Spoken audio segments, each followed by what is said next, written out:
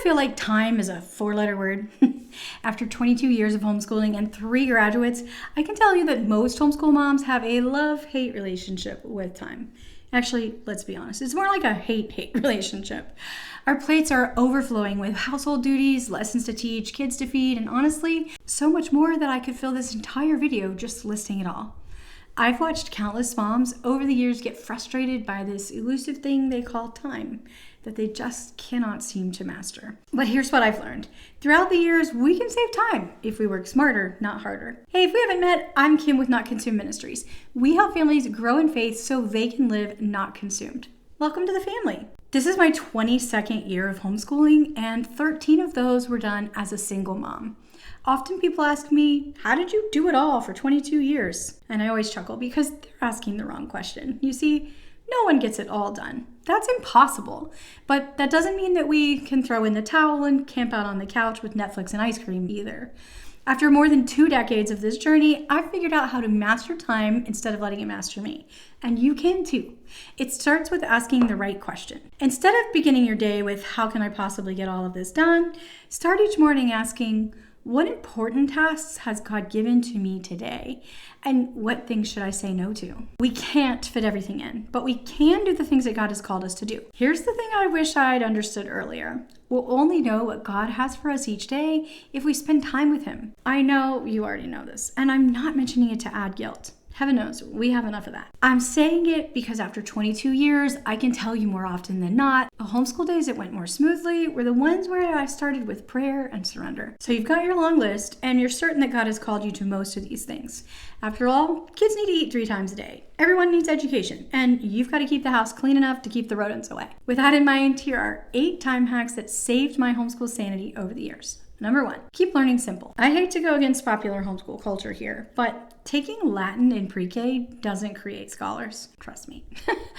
I tried this with my firstborn. All it created was mom burnout, kid frustration, and family friction. My oldest had 6 different subjects by age 6, and she was miserable. I was exhausted, and honestly, she wasn't learning any better than when we simplified to just reading and math. Just keep it simple. And don't worry, they'll still graduate. I've graduated 3. They all graduated well prepared, even though we kept it very simple in elementary school. Here's how to do that. Reading and math. Everything else should be a supplement, and only if there's time, energy, and your child is interested. Science and history are actually learned better naturally anyway through living books, nature walks, and real-life experiences. Hack number 2. Teach kids together. Now this one is a game changer. If you can teach multiple kids together, do it. Obviously you can't do this for every subject, but history and science, maybe. In our family, I taught all kids under 8th grade the same history and science topics. When we studied ancient Egypt, my 6-year-old built pyramids with blocks while my 10-year-old wrote reports and my 8-year-old drew hieroglyphics. Same topic, different levels. I only had to teach once. This works beautifully with living books and field trips. Imagine visiting a Civil War battlefield and all of your kids learning together versus trying to create separate field trip plans and all that craziness. Just don't do it. Hack number 3. Teach subjects together. Don't just combine kids, combine subjects. Who decided that we need 9 separate textbooks each year? Yeah, that's the textbook company marketing. For high school, I use Notgrass History, which gave my students 3 credits, English, History, and Bible, all in one curriculum. For my younger kids, I use literature-based programs that naturally combine science, history, geography, and language arts. When we read Little House on the Prairie, we were doing history, pioneer life, geography, mapping their journey, science, weather patterns and farming, and language arts, vocabulary, comprehension, writing, all of that in one book, multiple subjects. We've recently created a curriculum for younger kids designed to help you combine subjects while at the same time lightening your load.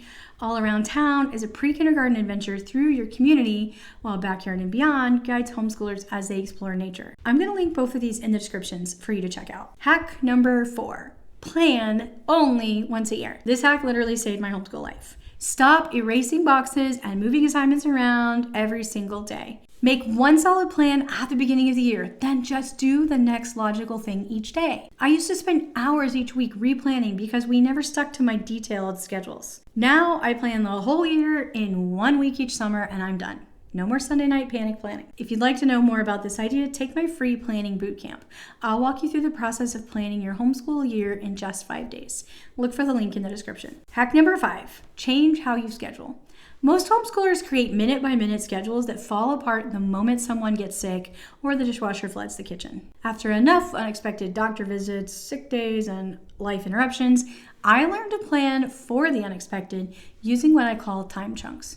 Instead of math at 9 o'clock, science at 10:15, we have chunks like school time and afternoon time. Everyone knows what to do during each chunk, and if we start late or get interrupted, we just pick up where we left off or move the important chunks to other parts of the day instead of scrapping the whole day. Our school chunk includes individual math, reading time, and any other assignments or subjects.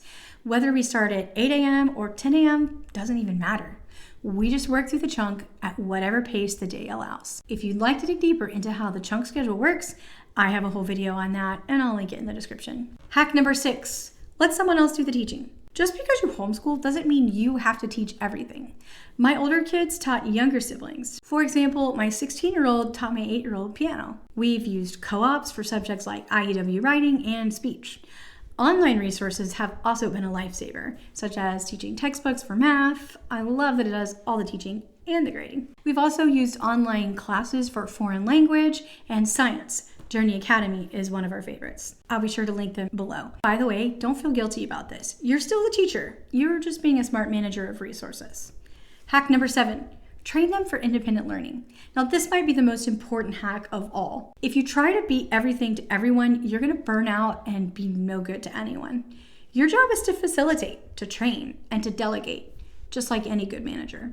And isn't the whole point of education to raise self-sufficient adults? I start this early and train them to gradually take independence step by step. My graduates often tell me that learning to work independently in homeschool was one of the best preparations for both college and their career success. And my college professor friends tell me it's the number one reason why they like homeschoolers so much. They can think for themselves and manage themselves. Now, if you need help getting started with independent learning or even some troubleshooting, I've got a 3-video series that I will link in the description. Hack number 8, teach wherever you have to. Sometimes life requires creativity. Whether it's caring for elderly parents, dealing with medical appointments, or going through major life transitions, learning can happen anywhere. When my youngest child was battling a brain tumor, we had multiple weekly medical appointments. I created travel school bags for each child with books and worksheets and quiet activities. We did phonics lessons in waiting rooms and listened to history audiobooks during long car rides.